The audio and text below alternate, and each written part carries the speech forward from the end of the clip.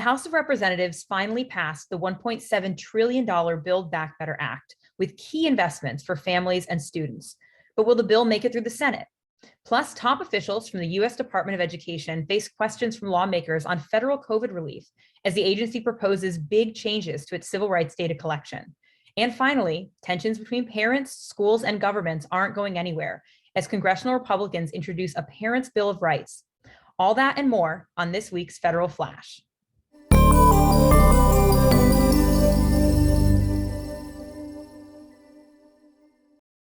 Hi, I'm Jen Ellis, and today I'm joined by Rebecca Shackelford. Rebecca, why don't you start us off with an update on Build Back Better? Thanks, Jen. Last week, Democrats in the House of Representatives passed the new Scaled Back Build Back Better Act. The 220 to 213 vote ended months of partisan infighting over priorities and costs, but not before an all-night speech from House Minority Leader Kevin McCarthy opposing the bill. All but one Democrat, Representative Jared Bolden of Maine, voted for the bill with zero Republican support.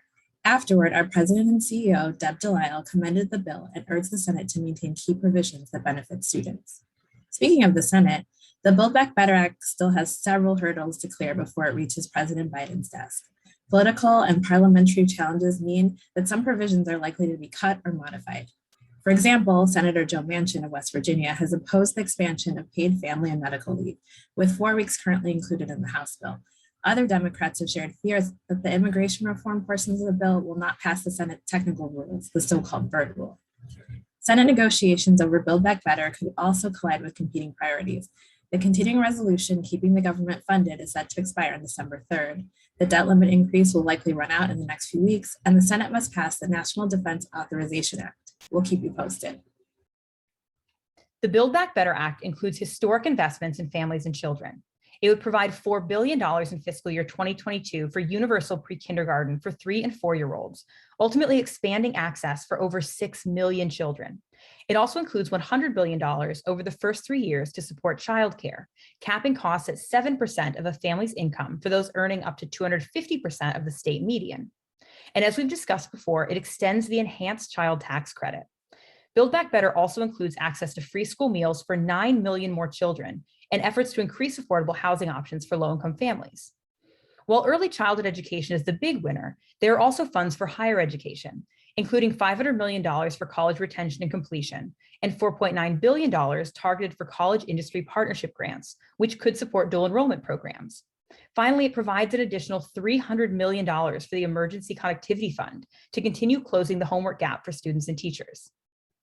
Meanwhile, Deputy Education Secretary Cindy Martin and Undersecretary James Cabal testified before the House Education and Labor Committee's pre-K to 12 and higher education panels over the use of over $160 billion in COVID-19 relief funds.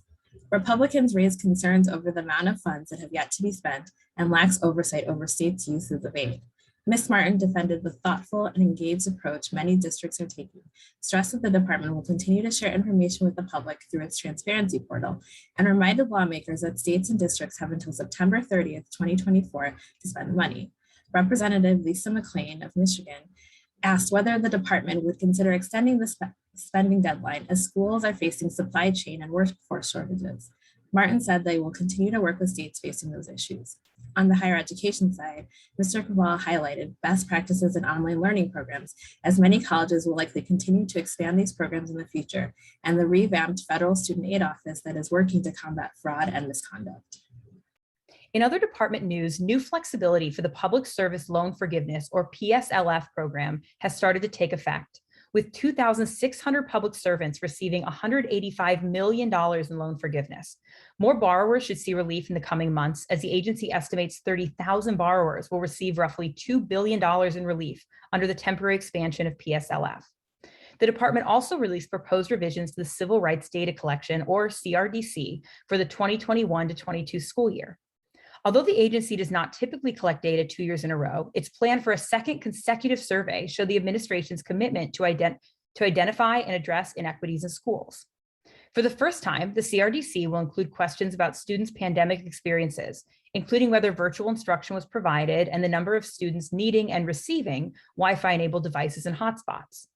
In addition, the department is proposing to restore and improve dozens of data points previously eliminated by the Trump administration, including those related to preschool, advanced coursework, and educators' years of experience.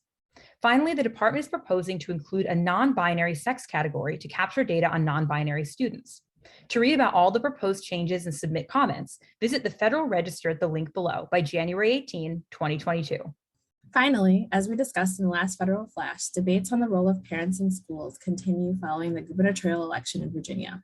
Congressional Republicans, led by Senator Josh Hawley of Missouri, have introduced a Parents' Bill of Rights Act. The bill includes provisions to give parents access to school and medical records and to know what data is being collected on their children, all of which parents can already access thanks to existing federal statutes. The bill would also require parental notice of cuts to gifted and talented programs and require districts to offer 2 in-person parent-teacher conferences a year, despite Republicans' preference for local control of schools. Although the bill is unlikely to pass Congress, it does create a blueprint for states. Governor Ron DeSantis has already signed Florida's version of such a bill. Speaking of Governor DeSantis, the fight between states and the federal government over mask mandates is cooled for now. A federal judge ruled that Texas's ban on school mask mandates violates the American with Disabilities Act and puts the power to issue mask regulations back in the hands of local officials. And in Florida, the 2 districts that had required masks in schools have now complied with DeSantis's policies by going mask optional, eliminating the need for federal intervention. Keep in mind, this is happening amidst continued pandemic-related challenges for family and education leaders. A National Parents Union survey found that 2/3 of parents are worried about their children's academic progress and the effect of COVID-19 on their children's learning and mental health. Half of parents were unaware of the additional relief funding available for schools, and most have not seen how those funds have been used to address challenges due to the pandemic. Schools are also canceling in-person learning at record numbers in November compared to earlier in the fall. Major districts like Seattle, Detroit, and Denver are facing severe teacher shortages, creating a strain on current teachers and gaps in instruction.